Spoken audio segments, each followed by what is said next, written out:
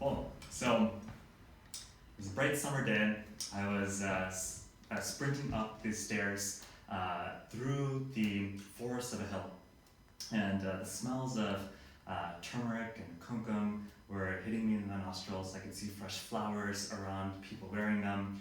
Religious hymns were chanting everywhere. It was like a festive environment, but I was still sweating. My mom, my sister, and I had traveled to India, and for this trip, the highlight was going to be us going to this pilgrimage and going to this temple. And we had been here before, but my mom really wanted to make sure we actually climbed up the mountain to go to this temple this time and not take the car up like we usually do.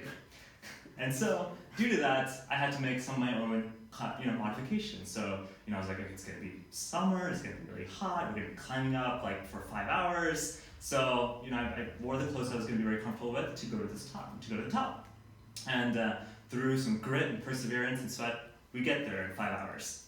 So we're at the top of the hill, and we're walking towards the entrance of the temple. Like, finally, we made it. Whew.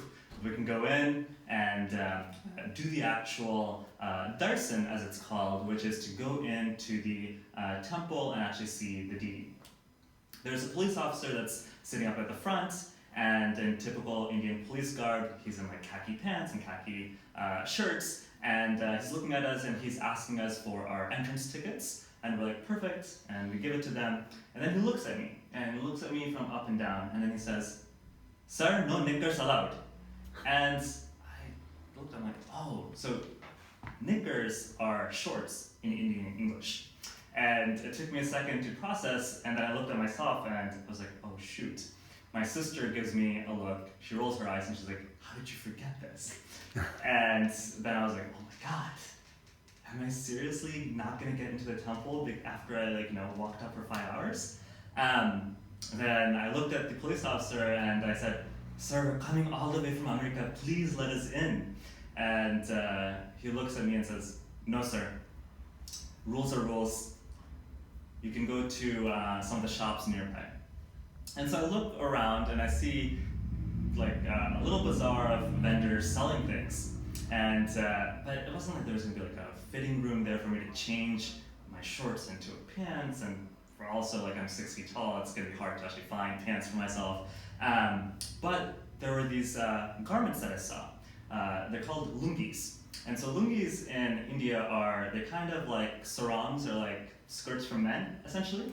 And I was like, well, I guess I could wear that. It covers all my legs. So I go in, I grab one really quickly, buy it, and I was trying to put it on, and then I remembered I had no idea how to put this on. So I tie it on like I do a bathroom towel, which is not great because it's not that tight. But I was like, I didn't have any time to think about it. So I run to see where my mom and the police officer were sitting at.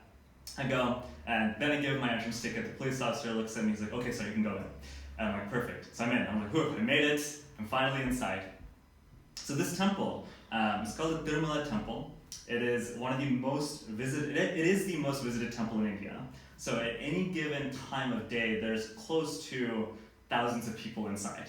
So we go in, and immediately you're just surrounded by hordes of people. Everyone's pushing, shoving, and there's also temple linemen essentially who are guiding everyone through. So they're constantly shouting, "No stopping, please move," and so going through. And in the midst of all of this, I'm trying to make sure my lungi doesn't fall because it's not that tight. So I'm praying, holding. And as we're kind of going towards the inner part of the temple, I suddenly hear 4 people fall. And I look, and my lungi's all the way down. And I also noticed that there are 4 women, older women, who fell. And I quickly realized I was the tallest person there, and they had been holding on to me, and by me I mean my lungi, and when all 4 had pulled hard enough, it all unraveled. So here I was in the midst of all of this, so I quickly grabbed everything, tied it again, and I pulled the woman back, and I'm like, oh my gosh, okay, I'm almost near to seeing the deity, the statue, and all I'm figuring out is trying to hold this tight. So for the last 2 minutes, I made sure, I was like, I put my left hand to make sure my lungi was tight, and I just moved forward with the line, midst of all the shoves, and finally got to see the deity, see God, and actually get through it. And one thing that I love about that temple and the pilgrimage, even though there's just so many people, it is the fact that there are so many people, everyone's chanting, and you feel this aura of being one of many, but still having that moment of Zen with everybody else there. And so that day did not go as planned. There were so many weird problems and issues that came up, but that moment I still had at the end was totally worth it. Awesome.